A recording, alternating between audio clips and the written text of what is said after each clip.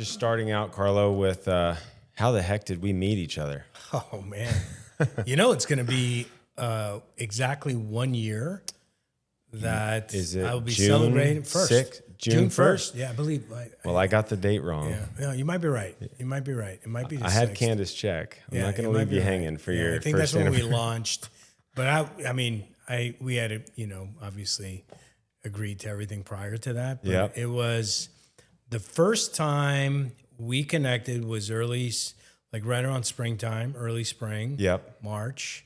And believe it or not, the first time I visited Pensacola for the first time in my life was April of last year. Yep, and it was beautiful. Yeah, it was amazing, actually.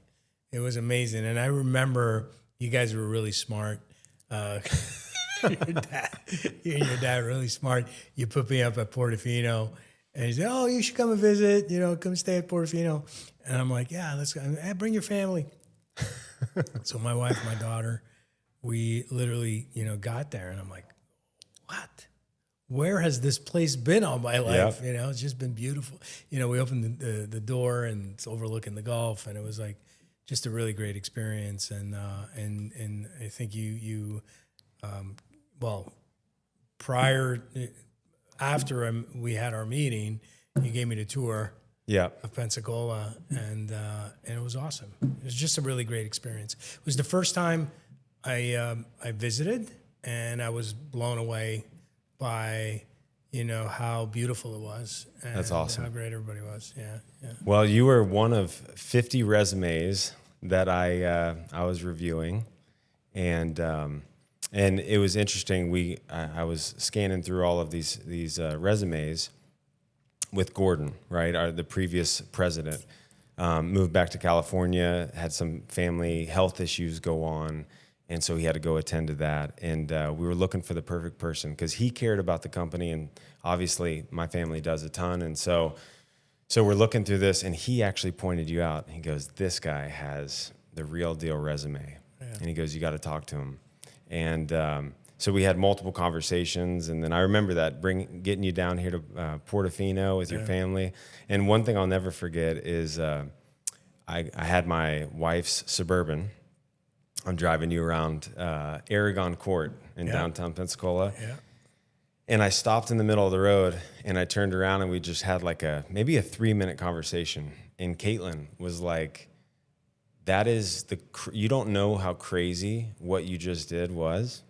The fact that you stopped in your downtown and had a conversation in the middle of the road, that could never happen in New Jersey." No, nowhere. And so it's funny, these little things that you remember, but obviously super happy. It's almost a year, and so many good things have happened. And I should back up, because when I got the call from the headhunter, that was an experience, because I'm literally Marcus.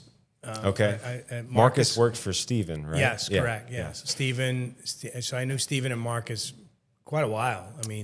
So there's not that many, I guess, people in this in the real estate level industry that are at an executive level, and they have a niche business that really targets mostly the housing industry, which is real estate, mortgage, and title, and so on. So I've known these guys for a long time, and they've called me with a lot of opportunities. And most of the conversations were very short, and no, it's not for me, or it's lateral, it's parallel, it's very similar to what I'm doing now, similar company, et cetera. And so he calls me up, he's like, "I know this is a long shot, would you ever consider moving to Florida?" And I'm like, I'm like, "Well, tell me where." And that conversation started. He called me on a day where I was open to talking to another company, and that's how we got started. So that was it. So it was awesome. And a little bit about your background, because I think it's super interesting. I don't think most people know kind of your journey, and even I think one thing that's interesting is your background even before real estate, the restaurant industry and moving to the United States and all of that. It's a beautiful story. So I was in the restaurant business, and how I got into the restaurant business, I went to culinary school. Prior to that, I went to college for architecture. Okay, I didn't even know that. I'm going to learn some stuff today. Yeah.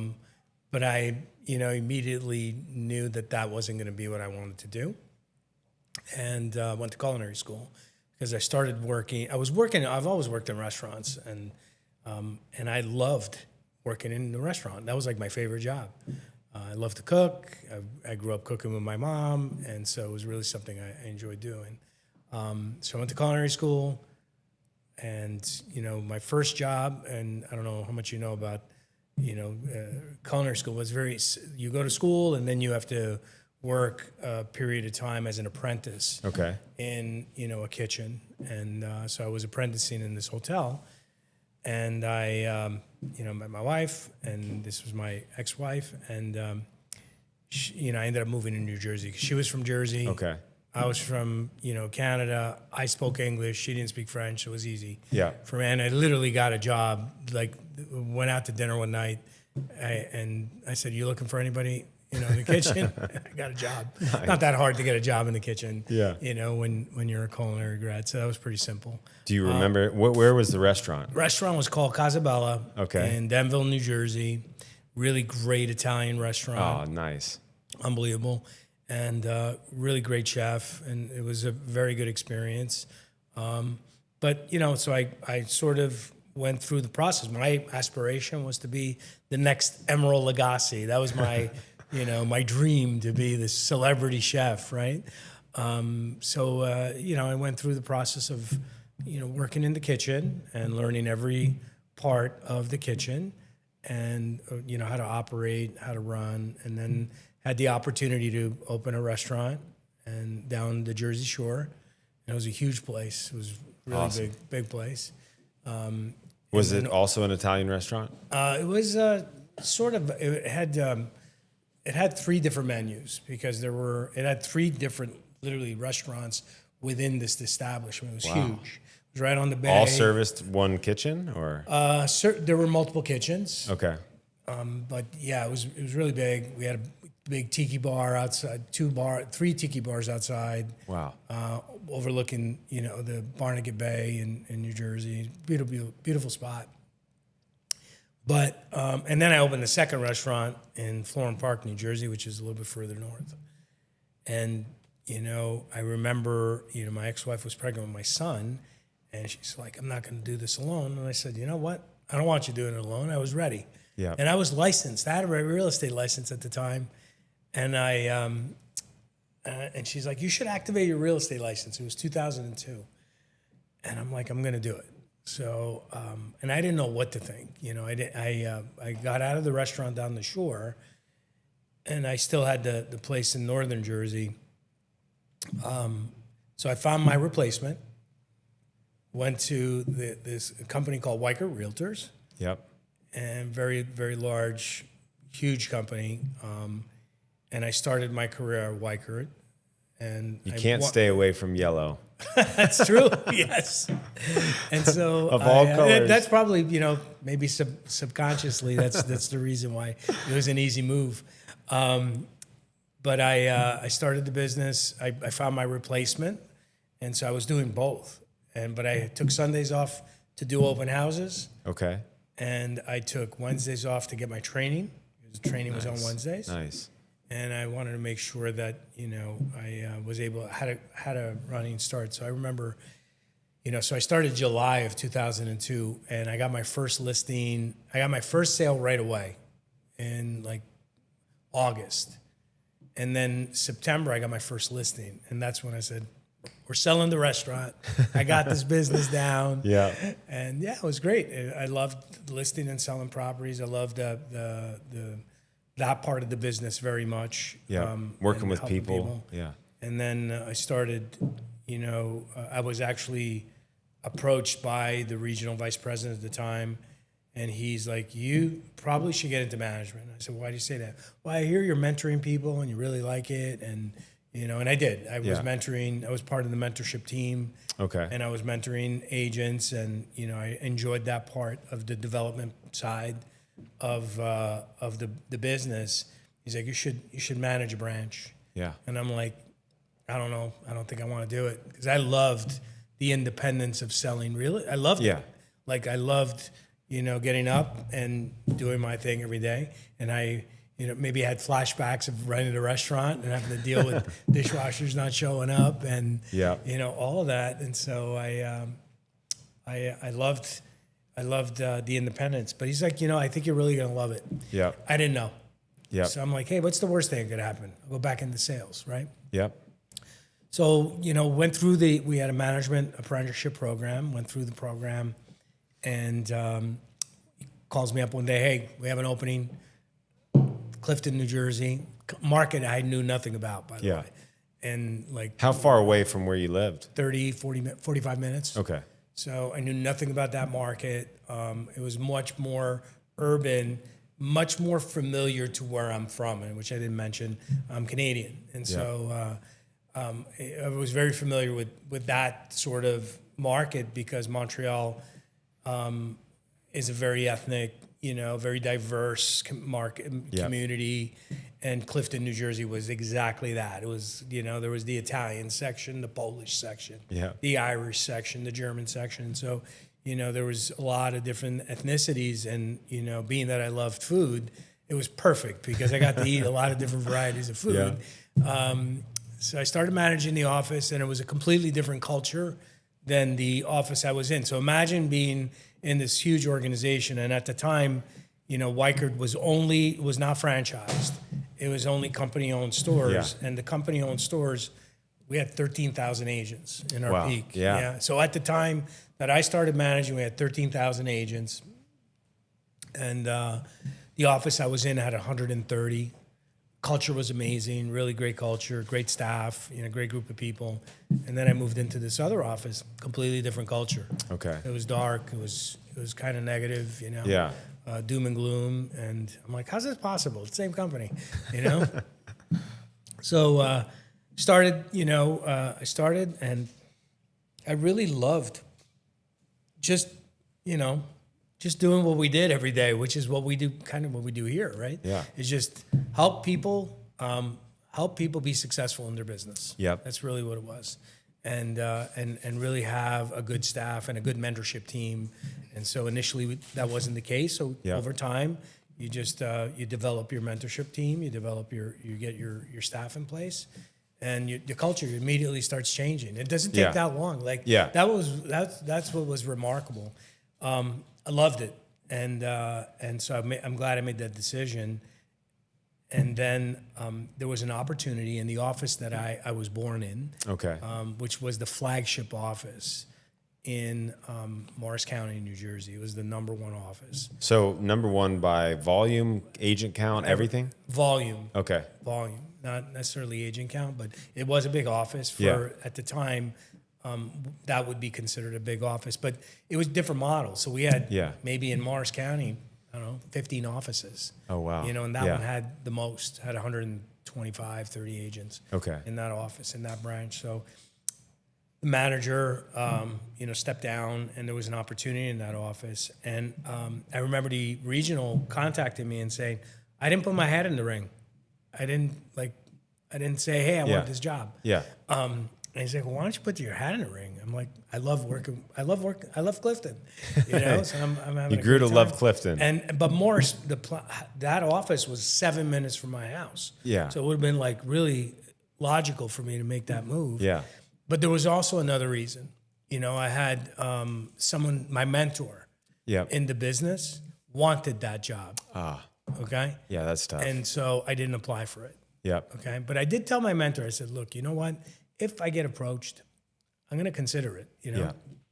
He was cool with that. Yeah. But he wanted that job. And so I shared this with the RVP. He calls me up, and he's like, why don't you apply? I'm like, and gave him the reason. He says, well, I really want to consider you for this position.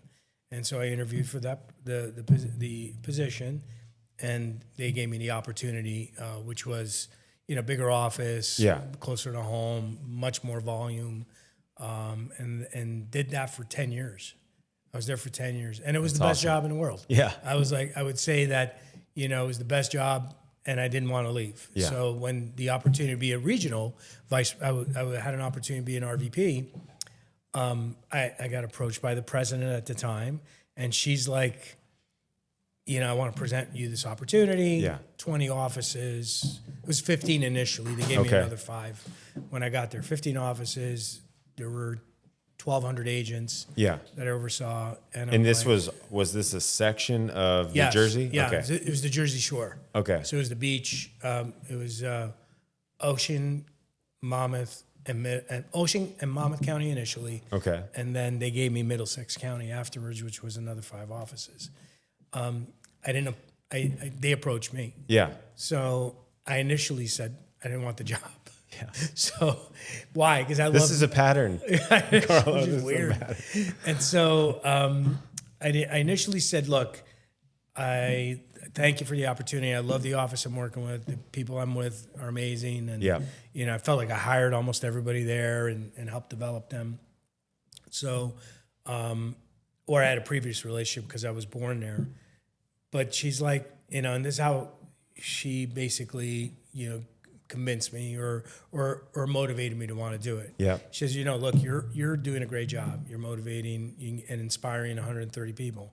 Imagine what you could do if you could inspire 1,000 or 1,300 people. I'm like, you know what? Let me try it out. Yeah, that's awesome. I can always go back. Yeah. So, and it was great. And every opportunity I had, we grew.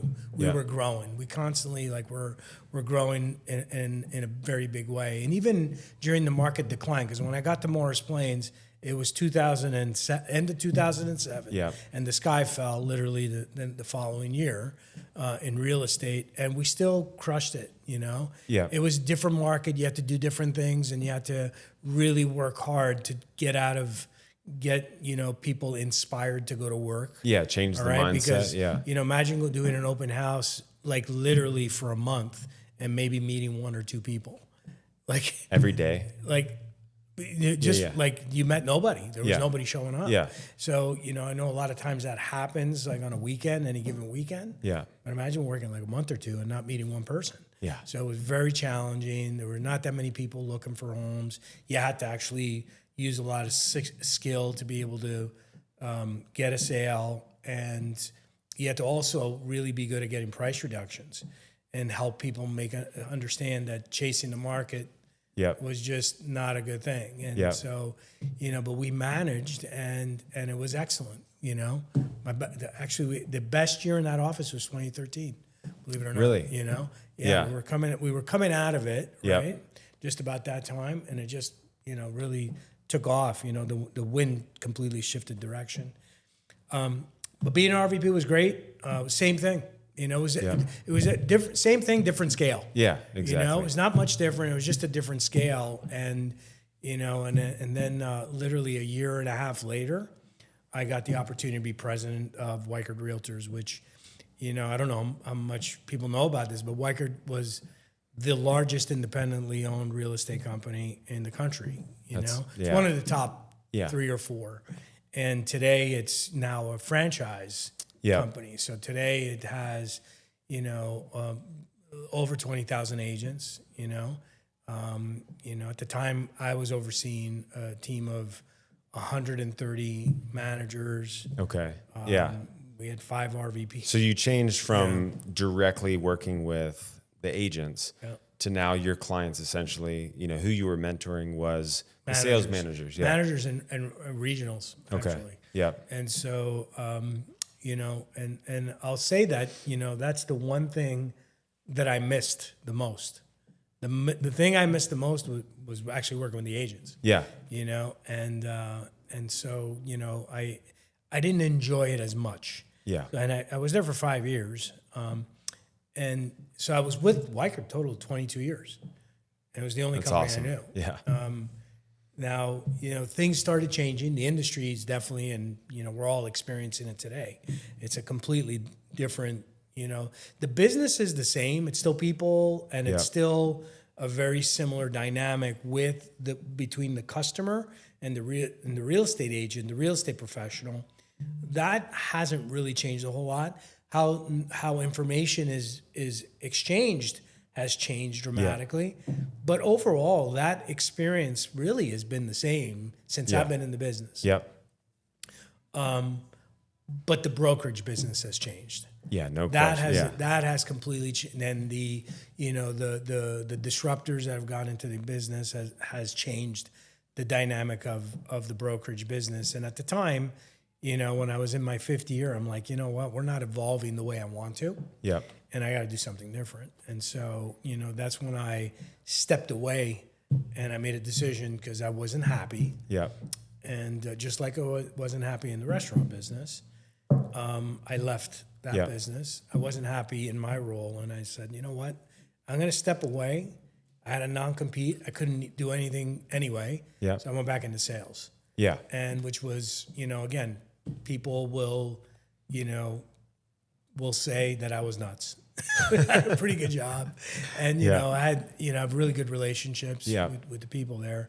But I wanted to go back into sales because I did want to do something different. Yeah. And I wanted to, well, it's probably, you've explained it to me as one of probably the best decisions you've made is kind of go back in the sales. Get in the trenches. Get back in the sales. And, just to get back like grassroots, start, chasing business. Yeah. And building, think about it. Like I had no customers anymore. I had my customers were real estate agents. So had it been 15 years? Something like that? 17 years since you actually boots on the ground. Yeah, 17. So, my wife so I went into business with Caitlin. Caitlin, I remarried in 2020. Yep. And my wife is an amazing real estate agent. She's an amazing wife, and she's a great mother as well. But she had a book of business, and I'm like, let's start a team together and see where this thing goes. But my vision was really to start a brokerage. Yeah. Okay. And to, do something different than what was currently available to the real estate community where I was doing business. Yeah. And so there were a lot of different companies, just like there were all over the place. Virtual, the non-brick and mortar, the brick and mortar, the capping models, the non-capping models. But I wanted to do something that was different and maybe more special, modern, and that you really didn't feel stale and old. Yeah. But I needed to ride out an 18-month non-compete, all right. And so we went to work. I went to list and sell properties, started doing my cold calls, started doing open houses, started doing, whatever it took to be able to generate business for a couple of reasons. Number one, I really wanted to see, hey, is this business the same as it was when I first started? Yeah. Okay. Or is it really that much different today with acquiring lead customers? Because that was the biggest change, the biggest change between 2002 and today, or even not even today, because today is even different. But up to 5 years ago, is that you could buy your way into market share. Yeah. If you were a good salesperson and you got into a zip code, Zillow got you leads. Yep. Realtor.com gave you leads. Yep. And so there was definitely it definitely was easier, than having to chase business. Yep. Than having to do it the way I have to do it. Boots on the ground. Which is, hey, organic. You get a listing, you get a buyer, and then you sell them a house. You get a listing, you get a buyer, and then you sell them a house. Yep. So it was a little bit different that way. But what I realized is what worked in 2002 still worked in 23. Yeah. Okay. Yeah. And a little bit different. I did, do some purchasing of leads, but the best customers, frankly, were the people I already knew. Yep. So people in my sphere. The best customers were people I met at open houses. All right. Yep. They were the best customers. The best customers were people I picked up while canvassing a neighborhood. Yeah. And the leads were still good, but when I did the ROI on it, you did get an ROI. Yeah. But it was a heck of a lot more affordable or even, better use of my time to be able to prospect. Yeah. Open houses were, people think that, this is old school stuff. Yeah. but they're free. Yeah. So if you learn how to convert at an open house, talk about the best use of your time. Yeah. So I rebuilt the business very quickly. So that process was it? It was 18. It was 18 months that you had a non-compete. So that's the time frame that you sold, or did you go longer than that? And simultaneously looking into either getting into a franchise or independent. Okay. So all doing the same thing. Yeah. Okay. All simultaneously. And I had made the decision that getting into the brokerage business probably not the smartest thing to do. Because you could start a team. I'm like, what's the point? I'm gonna have the overhead, and to scale it to the level that we needed to get the overhead, the risk. Oh my gosh! Yeah, it's like I'm like, what's the? I'm 53. What am I doing? So and at the time, and this is like that blip in your life where I got a call from my non-compete was up from. Was it Steven? It was no. Marcus? It was actually direct. So okay. It was Christie's. Christie's. And so Christie's contacted me. They had an opportunity, to oversee a segment of their business. They were a fast-growing franchise in the market area, and great brand, and good people. And so they had an opportunity that they presented to me, which I thought was something that I shouldn't give up, right? Yeah. Great people, great company, but there wasn't enough independence for myself to run the business the way I felt like I wanted to run it. That made it fun for me to continue. Okay, does that make sense? And that was right around the same time that Steven and Marcus called. Okay. And so it wasn't that much long. It wasn't that long after. It was like literally a year. Yeah. With Christie's, and then I met you and your dad, it's like I really believe God had a hand on this completely. No question. And so he put me with people I could relate with, and that had an opportunity that matched what my vision would have been anyway. In what a company should look like. And it was like it was perfect. And like I said, you guys are two great human beings, and Appreciate so that. I felt that connection immediately. And then you come here and you look at the beach and you're like, what am I should be selling this, instead of selling something different. And if I could make a living, like a really good living, and be happy and do a great job building something, that everybody could feel proud of, not just you and me, but also the agents that are affiliated with the company. That could be a really great, fun thing to do.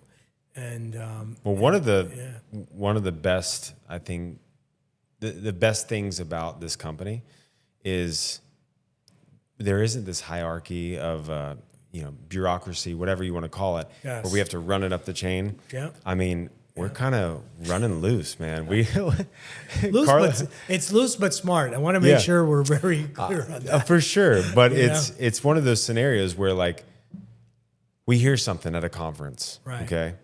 And we're at the Leading RE conference, and you and I are talking over that banquet dinner, and we're like, oh man, we get fired up, and we can just charge. Like we do not have to ask anybody for permission, and it's a beautiful thing. That's what I love. I love that part of it, and I love the fact that we could be that nimble. And coming from either like one organization which very experienced in real estate, but an incredible amount of red tape to get anything done. And this was Weichert? This was Weichert. Okay. Yeah, it's just a lot, too many heads making decisions. And then the other organization, great brand, but really not the real estate experience that really could, do what I felt was necessary, that I felt comfortable with, with growing the organization. This was perfect. Like you both, are in the business. Your dad was definitely in the business, and you built something that, when I saw what even Gordon did with some of the back office decisions. Yeah. I know not everybody's like thrilled with some of the sky slope versus dot loop and all that stuff. Yeah. But they were very smart decisions, and decisions that could give this company an opportunity to continue to grow at a really high level, and so that's motivating. It's like when you have your systems in place for scalability that you could scale, it's huge, And I think so one of the beautiful things that in our first conversations that we talked about was a lot of the groundwork had been laid. Yep. With the not so sexy aspects of the business, Yes, right? Like yes. the it's like the air conditioner being done in a house. Yes. You don't get to appreciate it, but you need it. Exactly. Yeah. So that had just been done. Yeah. And it was we're slugging through, kind of stepping in potholes along the way, but definitely got to a point where like now we're getting to do the fun things, right? Like a lot of the marketing components, right? The partnership components, the tools that interact directly with the clients, like all of that. So it's a fun time this time in our business. Yeah, and you're not afraid to do things, So a lot of times people are afraid, and and sometimes you have to if you're quick in adapting, like that's the one thing I got from the Leading RE conference. Yeah. You have to be open and adapt to change quickly. Yeah. Because that's where we're in. This is the cycle we're in right now. Yeah. We're in an AI cycle, and we can pretend that it's not going to be a factor in our business, but the reality is it is going to be a factor in our business. Yeah. And it's going to change the speed of the business. It's not going to change the need for a real estate professional. Okay, it's going to change how much a real estate professional can do. Yeah, it's going to change what the value of a real estate professional is. Okay, is it going to be just finding and identifying properties? Probably not long term. Yeah, it's going to be more of definitely expertise, guidance. Efficiency, speed, being able to do things very quickly and get to customers very quickly. I think that's the key. I think that's what AI does. Yeah, no question. And I also think like the future looks a lot more like mortgage and title and real estate, and all of everything is combined into one box.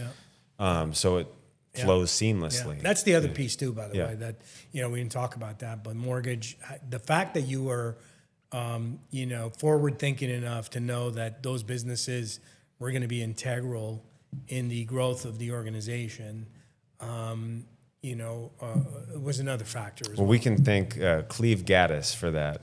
Yeah. With Workman. Okay. Yeah. He told me a long time ago. I think many people in the room know Cleve, great guy. And he said, if you don't have mortgage and title, man, this is going to be a tough business because margins are shrinking, and that's the only way to make it. Yeah, but also the consumer's looking for it. No question. The customer's looking for it, and we as real estate agents, we want to make sure that sometimes we want to, sort of control our relationships with who we provide business to. Customers looking for the easiest way to do the transaction. Yep. And it was just the easiest. And so, I know this, for a fact, where, customers will take the recommendation of the agent. And if there's a way to just have this ecosystem where you have all your services under one roof, it is just the best experience for a client. Yeah. Now, don't get me wrong. I mean, all of those services need to perform at the same level of excellence as the real estate professional performs at. And when that happens, it's magic. Yeah. It's referral business forever.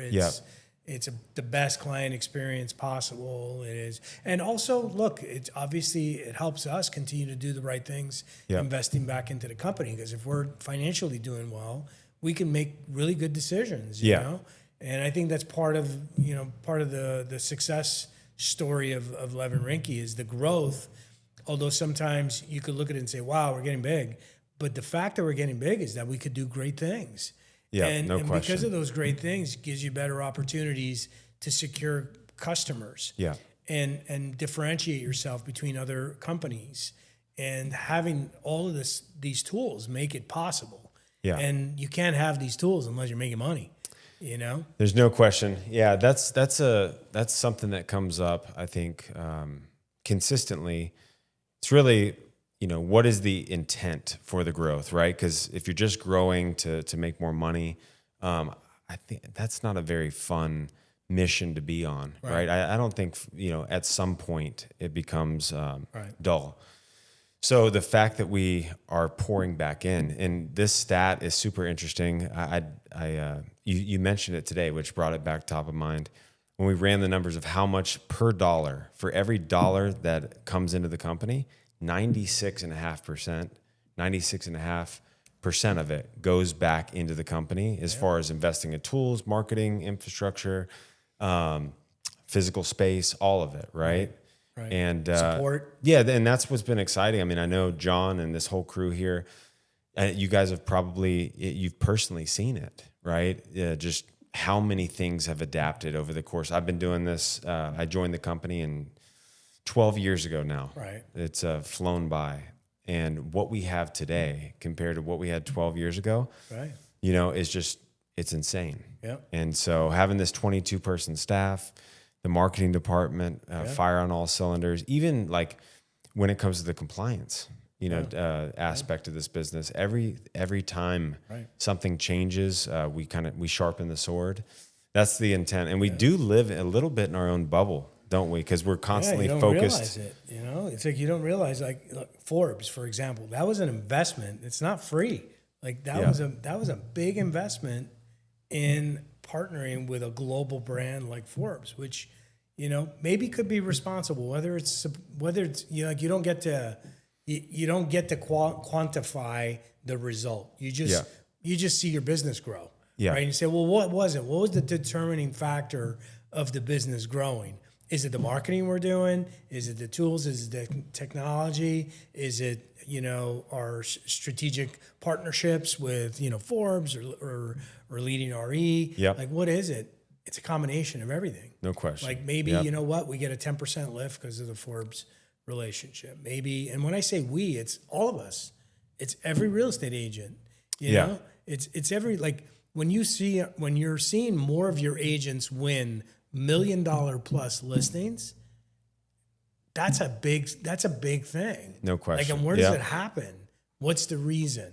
Okay. And it's a combination of everything. It's not one. We can't point in one direction and say, well, it's because we've got this piece of technology, or because, we're in this, that's our bread and butter, business or whatever. I mean, that's one of the questions I wanted to ask you, because you have a unique perspective on this. Yeah. Like, really, what is it because you didn't know what you didn't know when you first came in, right? Mm-hmm. So you saw you scratched the surface of this company, you saw the area, but until you really were in it for 6 months. Mm-hmm. So the last 6 months has been very telling. Right. What is it about the company that you think, a handful of things that really separate it from the competition? Is it, I know we've got the marketing going, we've got the training going, physical spaces, the compensation plan, but, and I know it's a combination, but if you could pinpoint some of the things that just glaringly stand out to you. I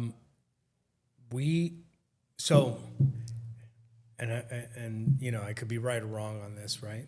Because you're really looking for an opinion. Okay. Yeah. So my opinion is how we execute. Okay. And so there's a lot of companies that have a lot of things, but the execution isn't good on any of those things.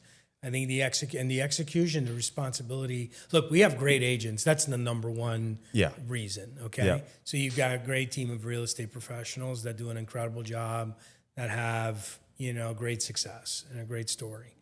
But but our job is to support them. Yeah. Okay.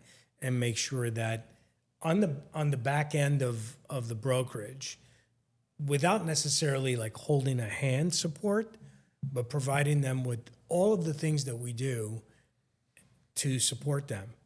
Marketing is a big one. Oh yeah. And with a big M, all right? Because we make a big investment in marketing. Yeah.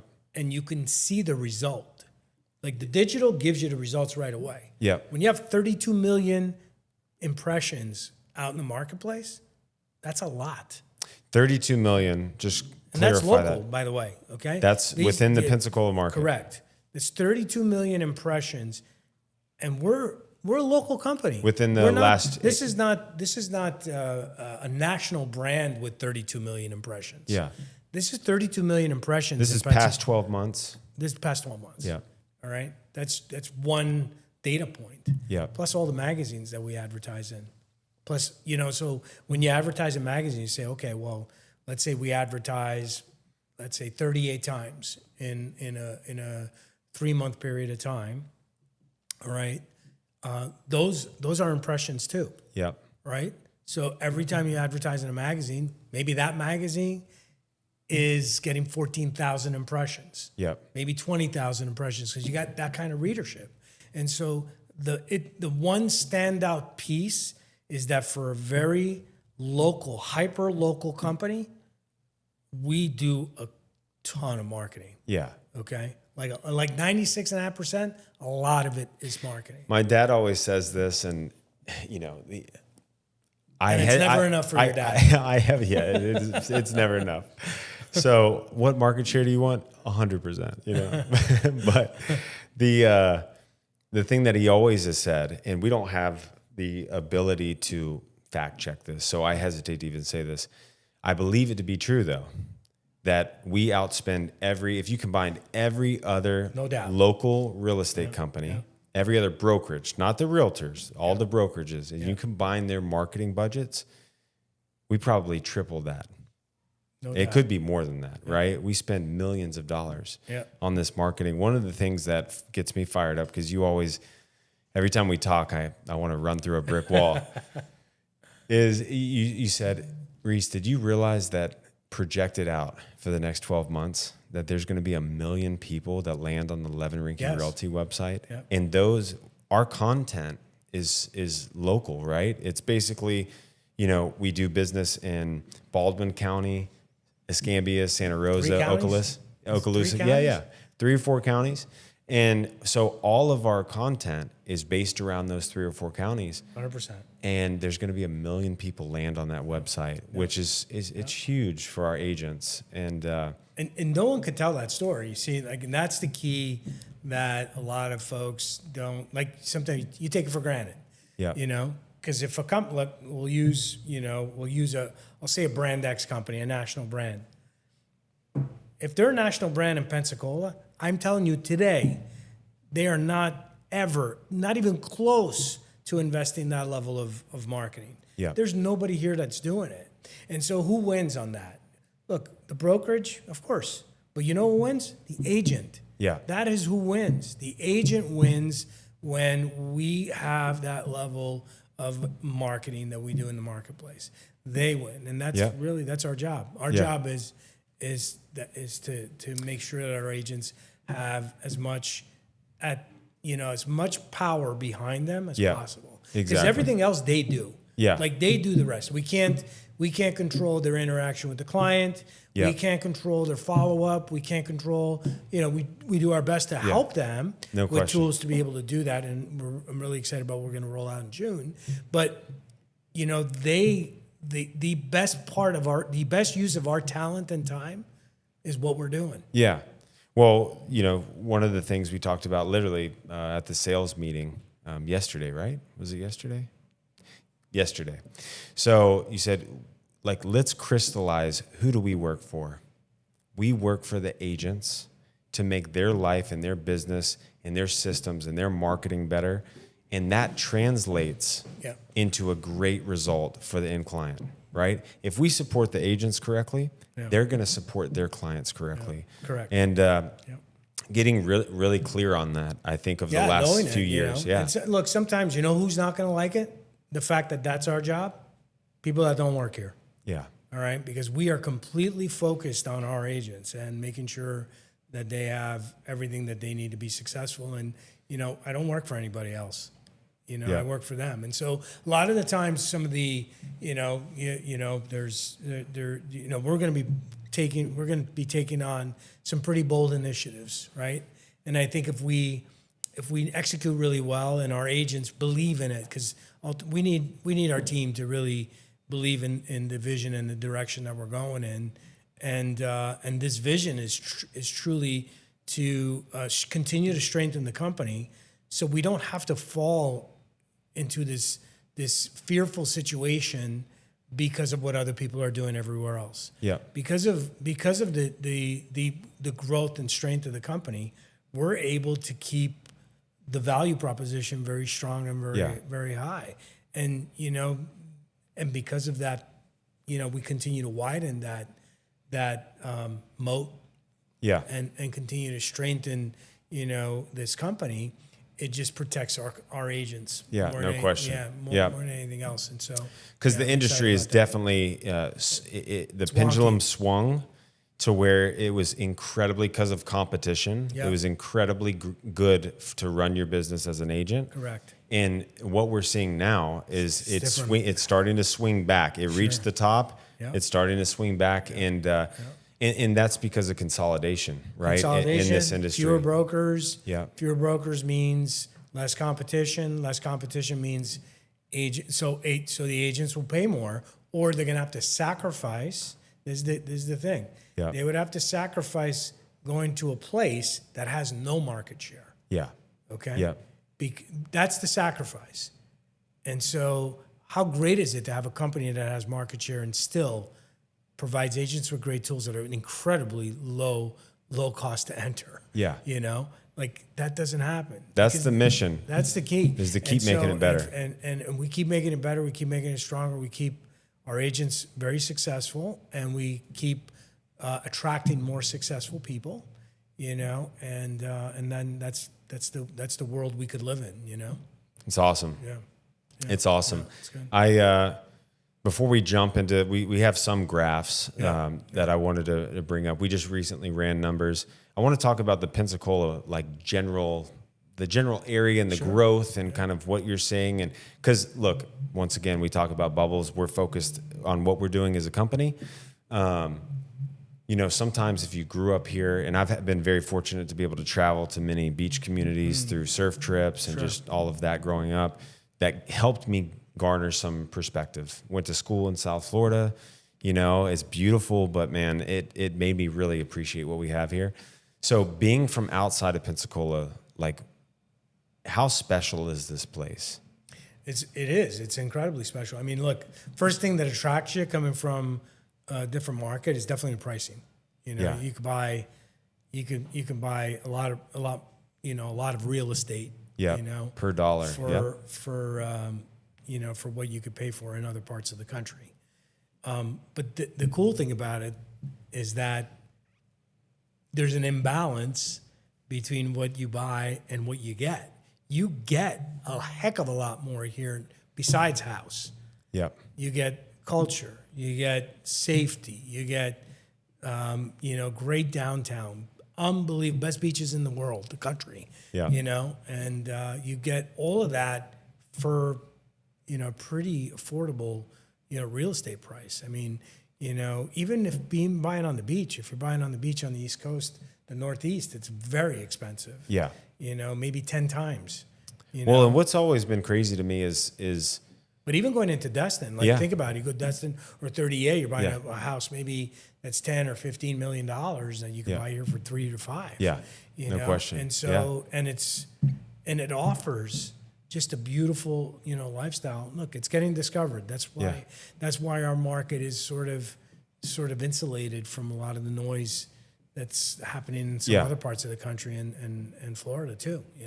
I mean, that is a kind of a great segue into that. You had me pull the numbers the other day on the different segments of the market. Is there any way we can pull it up here? Yeah. New listings, inventory's down. especially in the lower price points. And the answer, why do you think that is? It's not affordable to build in those price points for new builds. And then also appreciation that's taken place. Yeah. The other interesting factor, okay, so that's the lower price range. Yeah. But what's also lower is the higher price ranges. Yeah. Listings in between 750 and $1 million and $1 million plus are both down. Yeah. And then inventory. So inventory, like elsewhere in the country, there's been this talk in the news about the fact that inventory is growing. You don't have to go outside of the state. You go to Exactly. South Florida and there's an abundance of inventory. And there's homes that are sitting on the market for a long period of time. And there's more price reductions and more, negotiating being done. There's a handful of states that are like where the absorption rates are very low, and pricing is still accelerating, and that's really because of the inventory levels being non-existent. There's no inventory, and usually those are states where building either is very difficult, permitting takes too long, or there's no land to build on. And so states like that, the inventory levels are going to be low because resales typically are down, But see, the interesting thing about this is we have an abundance of land. And we have the big builders, production builders in our area. I mean, when we talk to them, this is one of their favorite markets, the Southeast, specifically Northwest Florida. So we have that land, but yet the inventory isn't growing. It's down from last year. To me, that's a demand story. That has everything. That has everything to do with demand. Yeah, more people moving here, variety of reasons. Right. I think that this market is a we call it bulletproof, or it has a lot of stability built in. Because you've got there's a military presence. So that is a big volume of transactions that are going to come in, on an annual basis of people moving in. You're going to have there's more businesses coming here. There's no question about that. So there's more of that occurring. So there's more jobs, and you got companies from overseas coming here.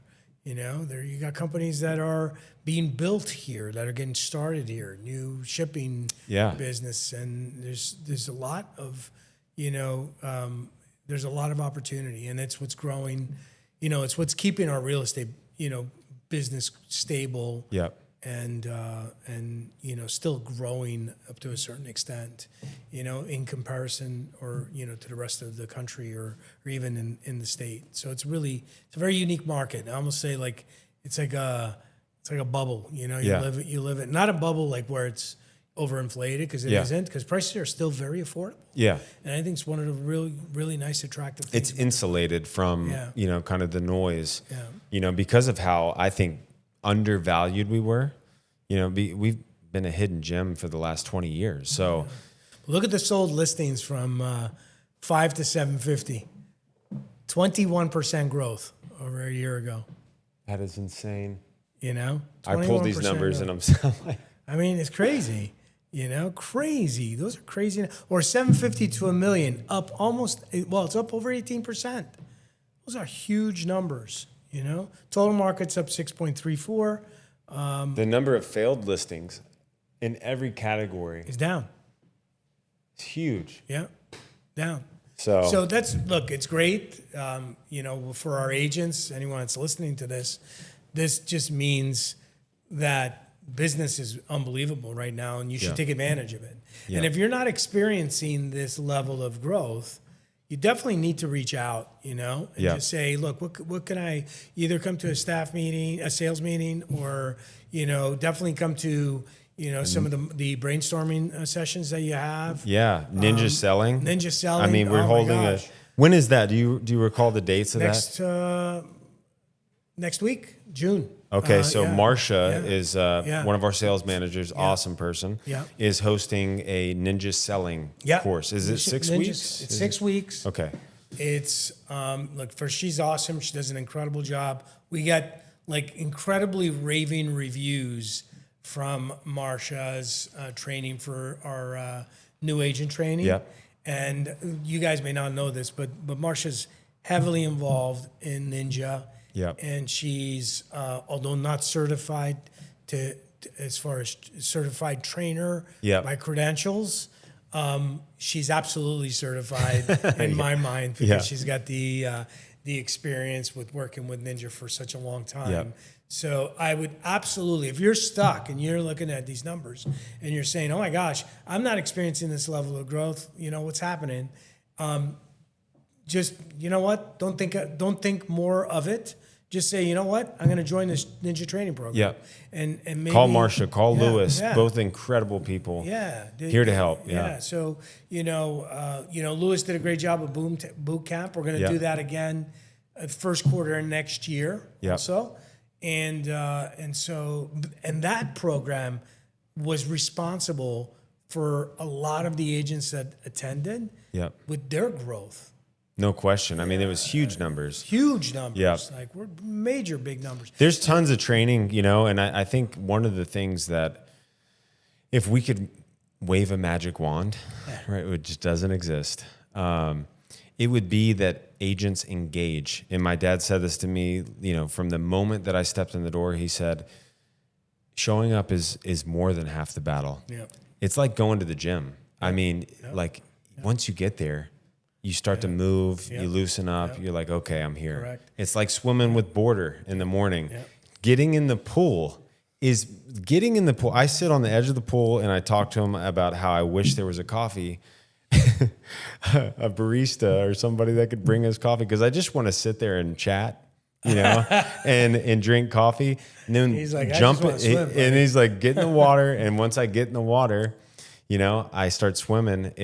I never regret it. But the same thing happens, and I think with real estate agents, the beautiful thing is that you have all this freedom. Sure. It can also be a curse for most people because it's easy to stay at home and fiddle with whatever. I was just having this conversation earlier today with two wonderful people from our company, and I'm like, and they like, we're guilty. We haven't come to sales meetings in a while, and what happens is, things.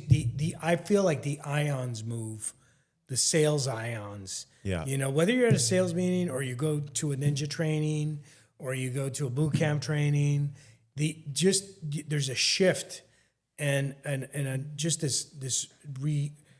just a resurgence, like this surge of energy that comes out that gives you motivation, and you're like, you know what, I'm going to try that today. Or you're hearing somebody's great story, and that could be at a sales meeting. Like you hear somebody's story, and you're like, you know what, I'm going to be doing an open house this week because an object in motion stays in motion. Absolutely, it's always very the case. true. And it sounds so simple, but it's easy. And if you could discipline yourself, look, we all need to get fed, right? You need spiritual feeding. You can't just go. You go to church definitely on Sundays to get fed, right? And then maybe you do a Bible study during the week to keep getting fed. And with whatever you do every day. With your prayer activity, and it's the same for real estate. It's the same. I don't think it's that much different. And it's all these successful people that you see. They almost all have a morning routine. And I was listening to, I've got to curtail myself from posting in the internal Facebook too much. But I saw this Andrew Huberman podcast, like a little short clip, and it was all about this guy that studies habits and how you stack your habits, like in how impactful doing that first right thing can be to leading into that next right thing. What's his name? Dan Clearly or something like that? I think it did start with a D. He wrote the book Atomic Habits. Yeah. Oh, The Morning Miracle. John's got it right there. Yeah. Did you just watch this? No, Kyle told me about it. Oh, okay. Kyle's on that program. But okay. He talks about Atomic Habits. Nice. Yeah. It's huge. Yeah. So, I mean, one of the first thing I do is I go to the Bible app. I try every single morning. I fail sometimes, but if I do that and I go work out with Border or Kyle or whoever, I can get to do it with me. Usually people that are much stronger than I am. Sure. I joke around with Kyle that I'm the tortoise, right? He's the jackrabbit because I'm slugging along, but I'm gonna finish, But yeah, if I do those things at the end of the day, like my whole day goes better. Sure. And as a real estate agent, if you can figure out how to get out of the house, get dressed for success, get around people, your whole day's going to change. Look, our job, okay, is to make sure we provide our agents with opportunities to get unstuck, okay? And because everybody does. It's normal. Yeah. It's very normal. And it's also normal to make an effort to get unstuck. Like you have to. Like you have to take the initiative and say, you know what, I got to change things up because I'm, whatever, stale, or I don't feel motivated today, not inspired. I got to do something, You can't just, say, well, that's it. I'm just going to stay in this environment, because that environment doesn't work with sales. Yeah. It doesn't work with sales. And so you get unstuck by going to a sales meeting, maybe going to a brainstorming session. Yeah. Maybe call in, Marsha or Lewis. Maybe going to boot camp, maybe going to, the ninja training. All of that gets you. Maybe having just going to a Marketing Monday and maybe reinventing a piece of social media. I mean, one of the things that we never talk about that my dad used to harp on a ton is, talking about starting your day correctly, is we have 700 videos that are constantly being updated, workman success videos and leading RE videos, and like literally starting your day with 5-minute video where you sharpening your sword and it's motivating. There's so many ways I think of this company to get unstuck and to keep pushing forward. And it really it all leads back to one thing: showing up, being engaged. Yep. Totally. So there's a couple other slides that I wanted to kind of bring to. Got to get to that $1 million plus. Yeah. Slide. That says everything. Yeah. Right there. That is everything. So far this year, when I was pulling this, I was actually shocked. I pulled it. What's the date? Is it through May? Is January 1 through? Week. May 21st. Yeah. We had done $67 million plus sides, and the next highest competitors had 12.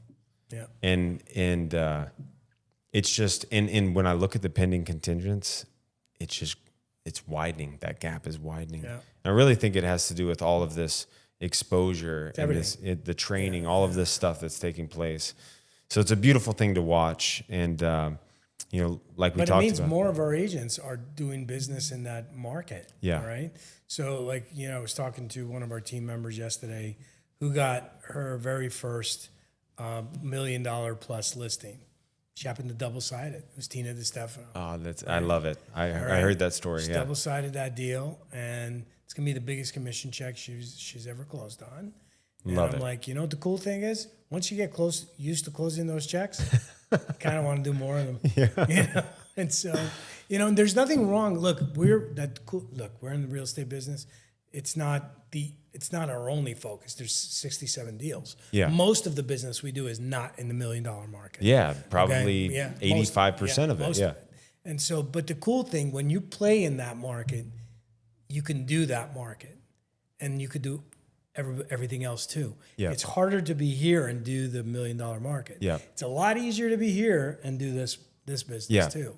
And you say it all the time. Everything in between. That, luxury isn't a price point, really. It's a level of service. And the fact that we're able to, capture, that type of business with the services we provide, we very easily can, help a seller that's anywhere under that, 500, 300, 250,000, doesn't matter. It doesn't matter what the price point is, right? Because we can service that customer based on these statistics. We could service them better than anybody else. Because if you're trained to effectively handle $1 million plus listing, and you can market $1 million plus listing, then you can do everything. Correct. That's exactly right. The other thing I wanted to pull up was the growth. Yeah, which is just kudos to our agents, man. They are they're rocking it. 16.72% growth. 17% growth. Over last year. Yeah. And we had a strong last year. Double-digit growth in this market is not easy to do. Yeah. It's not easy. Because the market, you saw the graph prior, even though two segments of the market grew double digits. Yeah. The market overall is up 6%. Yeah. Okay, and we're up 16.72. Yeah. So we're outperforming the market. That's, obviously you want to be in a real estate company that's outperforming the market, that's not underperforming. And we have plenty of competitors, Yeah. Number 2, number 3, number 4, that's in that line that are underperforming. They're shrinking. The market. Yeah. They're shrinking. And so, and again, look, this is not about knocking anything or anybody. It just means, hey, we're doing the right things. We're going to keep doing them. We're not going to stop. That's the other thing. I mean, I feel so motivated, every day, about, doing, whatever we can do to help our agents win, because that's the motivation. I hope everybody sees this. Yeah. The motivation is seeing you guys win. We win only if you win. Like Yeah. that's it. That will be. I was said. You'll be successful in anything. In the restaurant business, we use the term, just provide your customer with the very best service, and the staff, the wait staff, would almost be assured an incredible tip. Yeah. Okay, if they got the best service. Okay, if we provide the best service, we will be successful as a brokerage.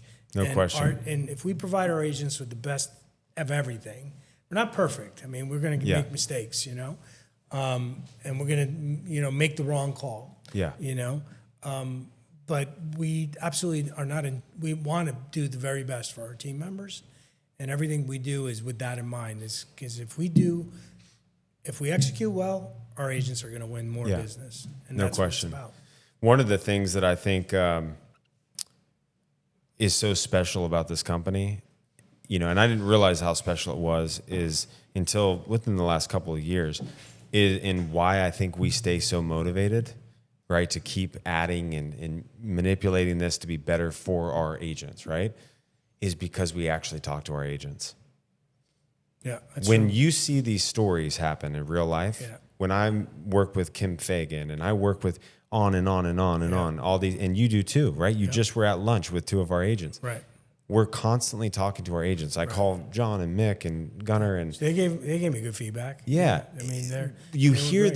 the success stories, and man, if that doesn't fire you up, it's kind of like the Habitat for Humanity thing that we went to yesterday. That was a killer. My Lord, that was the best sent story chills. ever. That sent chills down my back. That was. You just want more people to experience it. I think that's the one piece that you would want for this community. Yeah. Is I know there are a lot of folks like Jarvis. Yeah.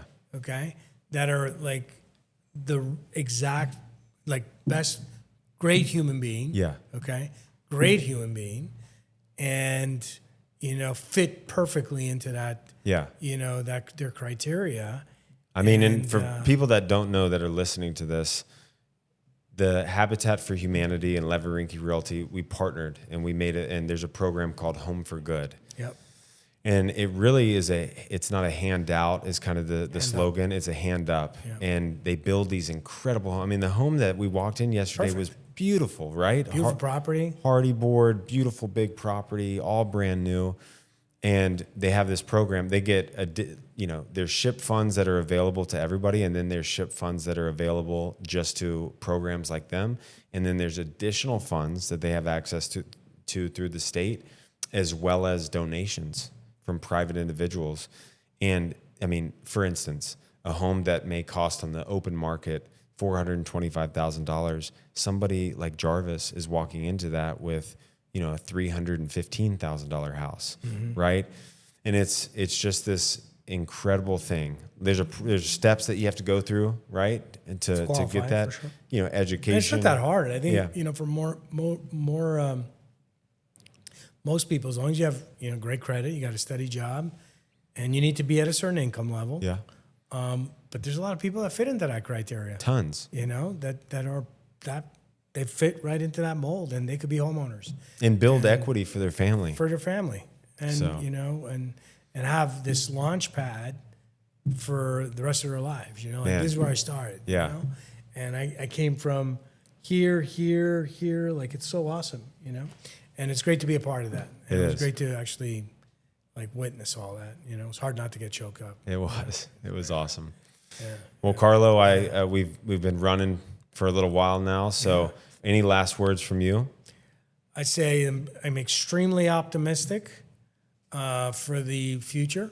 I think I know we are. This is just the beginning of, you know, Levin Rinke and the journey of you know, growth for this company. I think we have a really incredible company, great story, and we have unbelievable agents that, you know, are doing incredible things. They're breaking records every single week, man. Love it. And so it's incredible. So I'm looking forward to, you know, the future with this company. So it's gonna be great. Let's keep having fun. Yeah. All right, buddy. Yeah. Thank you. Man. Thank you. See ya.